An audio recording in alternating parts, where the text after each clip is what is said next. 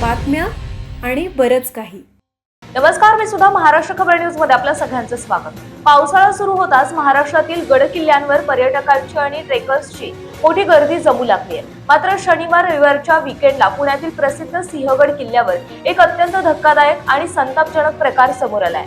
गडावरील गर्दी आणि वाहतूक कोंडीवरून दोन गटात तुफान राडा झाला असून थेट लाथाबुक्क्यांनी हाणामारी आणि दगडफेक करण्यात आली आहे. मिळालेल्या माहितीनुसार वीकेंडला सिंहगडावर पर्यटकांची जत्राच भरली होती. मोठ्या संख्येने पर्यटक दाखल झाल्यामुळे पुणे दरवाजा परिसरात प्रचंड वाहतूक कोंडी निर्माण झाली होती. याच गर्दीतून जाण्यावरून आणि क्षुल्लक कारणावरून दोन गटांमध्ये वाद पेटला. वाद इतका टोकाला गेला की दोन्ही गटांमधील तरुणांनी एकमेकांचे कपडे फाडले आणि लाथाबुक्क्यांनी तुफान हाणामारी केली.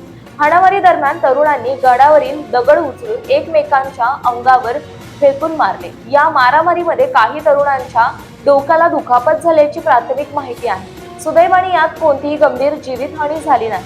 या संपूर्ण हाणामारीचा व्हिडिओ सध्या सोशल मीडियावर तुफान व्हायरल होत असून पर्यटकांच्या सुरक्षेबाबत आणि गडावरील पोलीस बंदोबस्ताबाबत गंभीर प्रश्न उपस्थित केले जात आहेत. केवळ सिंहगडच नाही तर पावसाळ्यामुळे लोहगड, विसापूर, राजगड आणि रायगड यांसारख्या प्रसिद्ध किल्ल्यांवरही पर्यटकांची अलोट गर्दी पाहायला मिळते.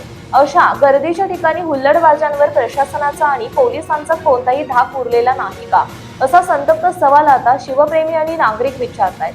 ऐतिहासिक गड किल्ल्यांचे पावित्र्य राखण्याऐवजी अशा प्रकारे राडेबाजी करणाऱ्या हुल्लडबाजांवर पोलीस आता काय कडक कारवाई करणार याकडे सर्वांचं लक्ष लागलंय.